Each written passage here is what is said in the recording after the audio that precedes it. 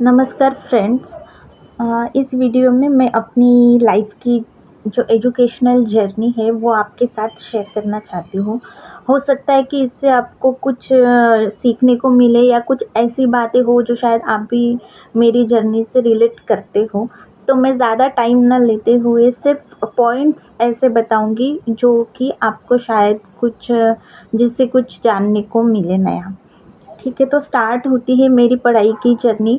पढ़ाई में मैं बचपन से ही बहुत ज़्यादा इंटेलिजेंट थी, रैंक अच्छा आता था, लेकिन सोचा था कि बड़े होकर कुछ करेंगे, पर घर की परिस्थिति, आर्थिक कंडीशन बहुत ही ज़्यादा कमज़ोर होने की वजह से मैं वो नहीं अचीव कर पाई। मैंने अपना हालाँकि पोस्ट ग्रेजुएशन केमिस्ट्री में कंप्लीट किया और परसेंटेज भी अच्छे लाए। बहुत ज़्यादा कोई हाई-फाई कोचिंग क्लास के बिना और बहुत ज़्यादा कुछ पढ़ाई के साधन नहीं थे। उसके बाद मैंने पीजी कंप्लीट किया, लेकिन उसके बाद एम्प्लॉयमेंट का अपॉर्च्युनिटी बहुत कम था, तो कोई भी एक आईटी कंपनी में मैंने जॉइन कर लिया। कम सैलरी से स्टार्ट किया। 6 साल तक काम करने के बाद मुझे ऐसा लगा कि ग्रोथ रुक गई है, कुछ करना चाहिए। उसके बाद मैंने वो जॉब छोड़ दी। मेरे को बहुत मन था कि पढ़ाई करूँ, लेकिन वो आर्थिक कंडीशन ठीक ना होने की वजह से मुझे जॉब करनी पड़ी। एंड हम 3 सिस्टर्स हैं, तो वो भी साथ-साथ में जॉब कर रही थी, लेकिन एक सिस्टर नहीं कर रही थी और एक बाद में जिसने जॉइन किया, तो मैंने सोचा कि अभी ये टाइम है कि मैं छोड़ के पढ़ाई कर सकती हूँ। तो मैंने 8 महीने कुछ लगभग पढ़ाई स्टार्ट की और सबसे पहली जो एग्ज़ामिनेशन मैंने दी वो थी रेलवे ग्रुप डी की एग्ज़ामिनेशन। और बहुत अच्छे से पढ़ाई की। 24 घंटा भी मेरे को जुनून ही सवार था कि अभी पढ़ना ही है, फर्स्ट अटेम्प्ट, फर्स्ट टाइम। तो पढ़ाई अच्छे से की थी मैंने, ऑनलाइन एंड ऑफलाइन सभी बुक वगैरह सब अच्छे से पढ़ी थी। और भोपाल से फॉर्म भरा था मैंने, लेकिन मेरा 3 मार्क्स से रेलवे का वो एग्ज़ाम रह गया। 63 का कट ऑफ लगा भोपाल का और मुझे 60 मार्क्स मिले थे फर्स्ट अटेम्प्ट, फर्स्ट एग्ज़ाम। उसके बाद इतना सीरियसली मैंने लेना चाहा कि अभी यूपीएससी की भी एक एग्ज़ामिनेशन देने का मेरा मन था और आगे भी आने वाली कॉम्पिटिटिव एग्ज़ामिनेशन। लेकिन प्रॉब्लम ऐसी हो गई कि मेरी सिस्टर ने जॉब छोड़ दी बीच में। काम का प्रेशर इतना ज़्यादा था कि वो हैंडल नहीं कर पाई वहाँ पर जहाँ काम कर रही थी और उसको छोड़ना पड़ा। तो उसके वजह से आर्थिक परिस्थिति और ख़राब हो गई और 4-5 महीने इंतज़ार किया मैंने, लेकिन मुझे लगा कि मुझे तो अभी बैक टू वर्क आना ही पड़ेगा और इसके लिए मैंने अपनी पढ़ाई को बीच में ड्रॉप कर दिया। और हम लोग सिस्टर्स हम मुंबई चले गए और वहाँ पर हमने जाकर जॉब ढूँढा, घर सर्च किया, उसके बाद हमने वहाँ पर जॉब जॉइन किया। ये सब हमने खुद से किया, ना हमारी फैमिली मेंबर्स साथ थे, ना हमारे जान-पहचान वाले, ना कोई रिश्तेदार, ना पड़ोसी, कोई भी नहीं, सिर्फ़ लड़कियाँ। हम सिर्फ़ 2 सिस्टर्स गई, वहाँ पर एस्टैब्लिश किया और उसके बाद वहाँ पर हमने जॉब ढूँढी। एंड वो करियर के बारे में मुंबई वाली मैं स्टोरी आपको बाद में बताऊँगी। अभी सिर्फ़ स्टडी से रिलेटेड मैं आपको बात बताने वाली हूँ। ओके, तो फिर वो हो गया और उसके बाद मैंने मुंबई में जॉब की। उसके बाद शादी हो गई एंड फिर शादी के बाद हम दूसरी जगह अपने-अपने शहरों में चले गए। उसके बाद भी मुझे ऐसा लगा कि करियर मेरा स्टॉप हो गया है। वैसे तो मैं वहाँ पर भी जॉब कर रही थी प्राइवेट।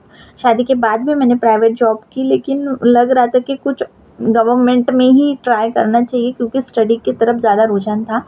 तो प्राइवेट जॉब करते हुए जब मुझे बेबी भी थी छोटी, फिर भी मैं पढ़ाई कर रही थी और एक डिस्ट्रिक्ट कोर्ट की जो एग्ज़ामिनेशन थी वो मैंने दी।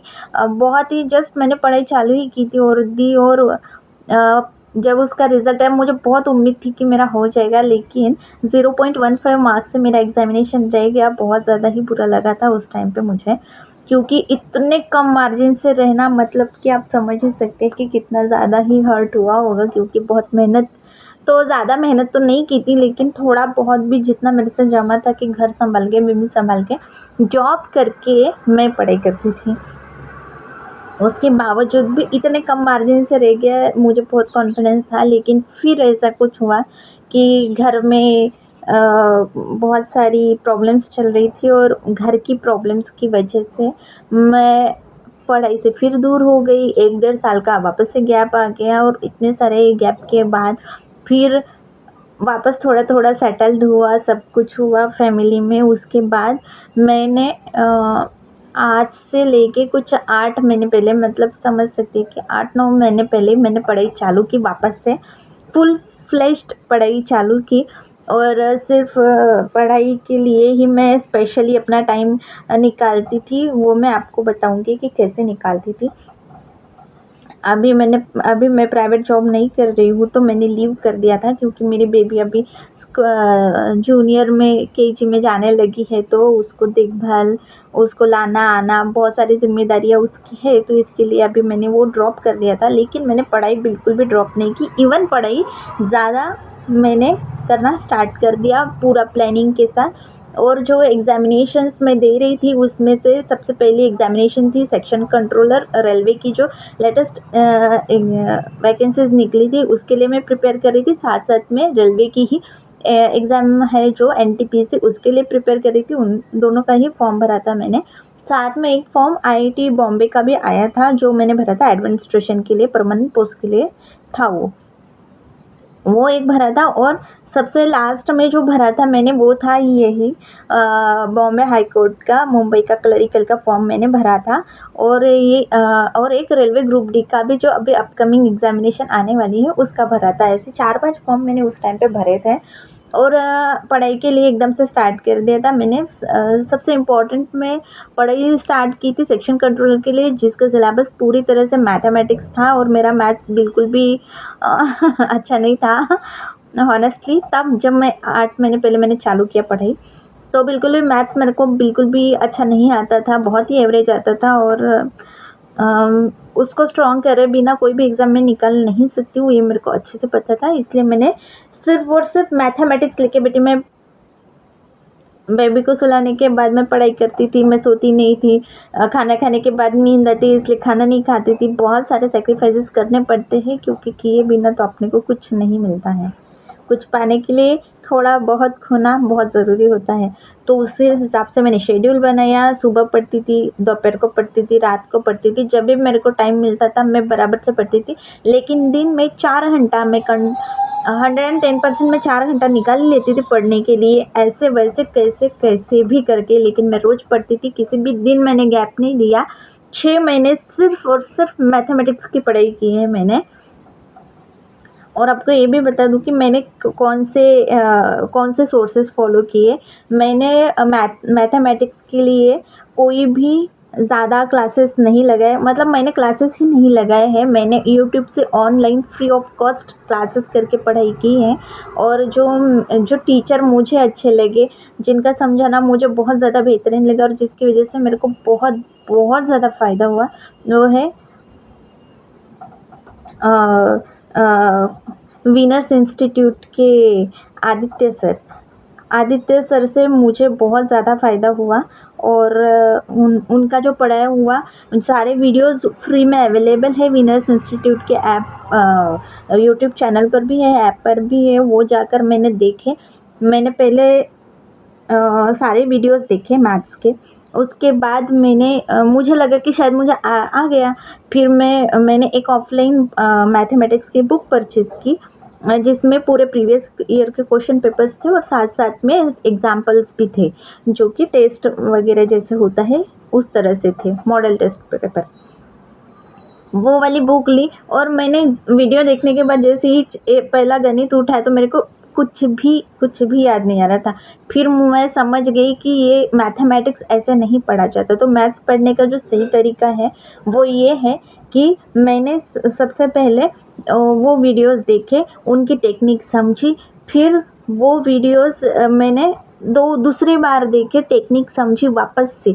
जैसे कि हर टाइप का एग्जाम्पल देकर मैथ समझाया है आदित्य सर ने, तो उस हिसाब से ही मैंने हर टाइप का मैथ्स कैसे कवर करे वो पैटर्न पूरा मेमोरी में फिट कर लिए कि किस तरह से बताया है, किस तरह से समझाया है।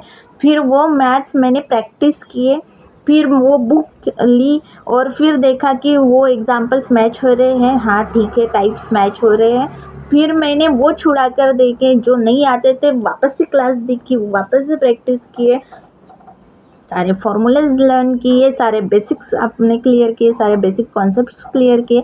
हर चैप्टर, हर टॉपिक के एवरेज से लेके परसेंटेज से लेके mixture and allegation, ratio, proportion, बहुत बहुत ज़्यादा मेहनत की है। 6 महीना लगातार एक भी दिन मैंने छुट्टी नहीं ली है पढ़ाई के लिए। 4 घंटा, मतलब 4 घंटा करना ही है मिनिमम।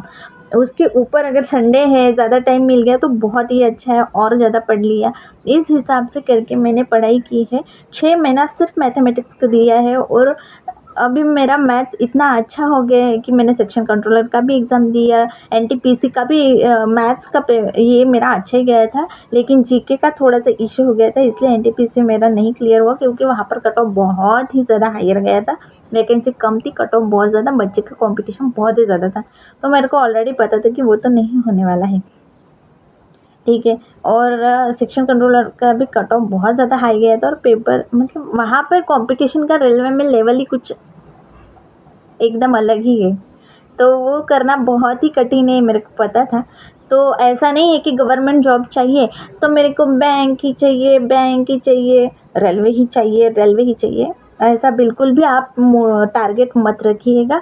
हमारा टारगेट ये होना चाहिए कि हमें किसी भी हाल में 4 से 5 जितने भी आपके पास ऑप्शंस अवेलेबल है, उसमें से एक ऑप्शन आपको मिलना चाहिए। वो बहुत बहुत ज़्यादा इम्पोर्टेंट है।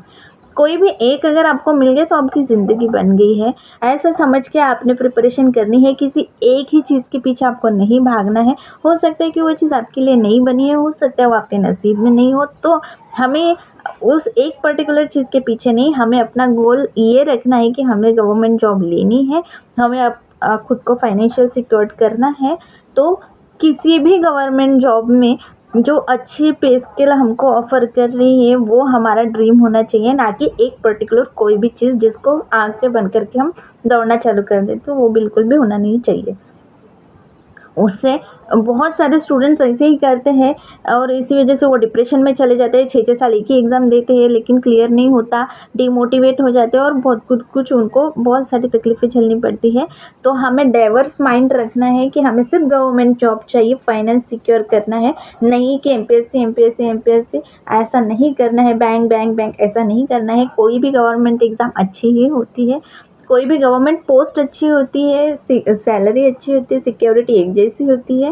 तो आपको ऐसा कोई पर्टिकुलर ये पकड़ के नहीं चलना है, जैसे मैंने किया। उसके बाद मैंने वो एग्ज़ाम दी। पहले मैंने अपना मैथ्स अच्छा किया, साथ-साथ में मैंने अपना इंग्लिश भी बहुत अच्छा किया। इंग्लिश में मैं पहले से ही अच्छी थी, लेकिन ग्रामर बहुत ज़्यादा कठिन होता है इंग्लिश का, जो कि एग्ज़ामिनेशंस में आता है। एसएससी लेवल का तक मैंने पढ़ा। नीतू मैम से मैंने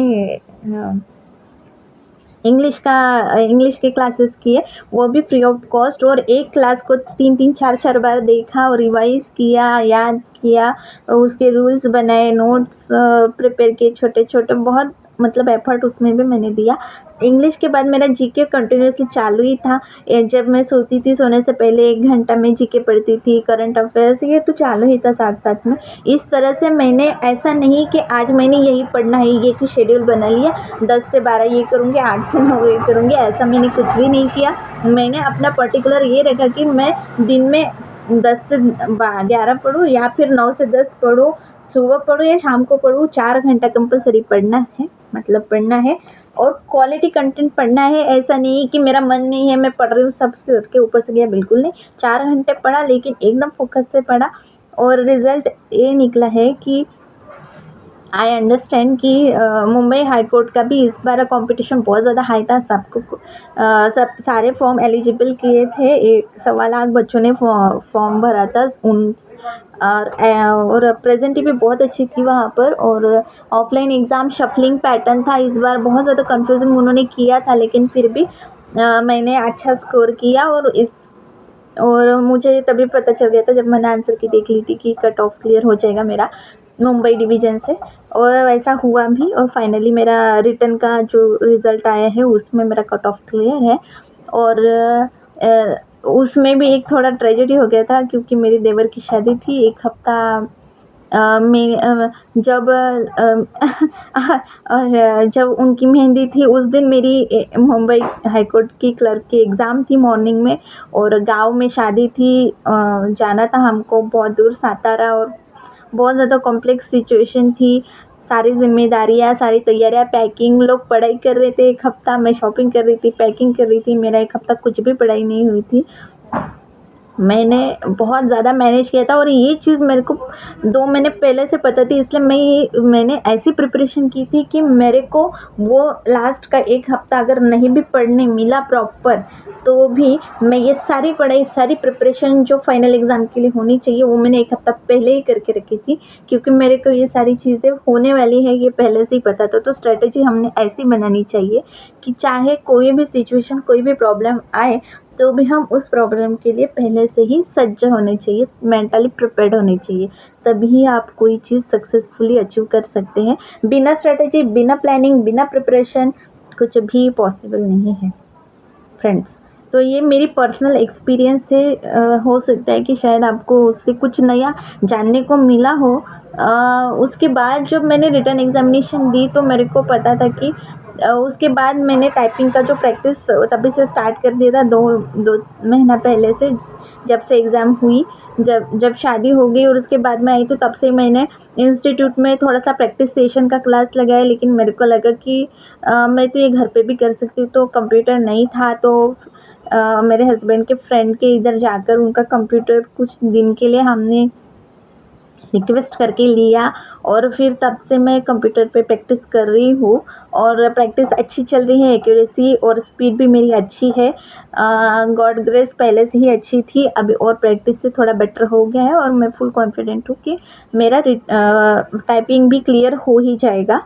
तो कॉन्फिडेंस खुद में रखना बहुत ज़रूरी है। अब आप सोच रहे होंगे कि इतना कैसे क्या कॉन्फिडेंस है कि हो ही जाएगा, कैसे श्योर है? वो कॉन्फिडेंस तभी आता है जब हमें खुद पर यकीन होता है, हमें हमारे मेहनत पर यकीन होता है, हमारे भाग्य पर यकीन अपने आप हो जाता है, अगर आपकी मेहनत उतनी पक्की और लगन उतनी अच्छी हो। तो अपने आप में विश्वास रखना बहुत ज़रूरी है। अगर आप ही डिमोटिवेट हो जाएँगे तो फिर सफलता आपसे दूर-दूर भागेंगे। ये बिलीव करके चलना है कि मैं क्लियर हो गई हूँ। और इस मोटिवेशन के साथ ही ये वीडियो मैं यहीं पर ख़त्म करती हूँ। आगे आने वाले वीडियो में और अपने एक्सपीरियंसेस आपको डिटेल में शेयर करूँगी। उम्मीद है कि कुछ नया आपको जानने को मिला होगा। Thank you very much.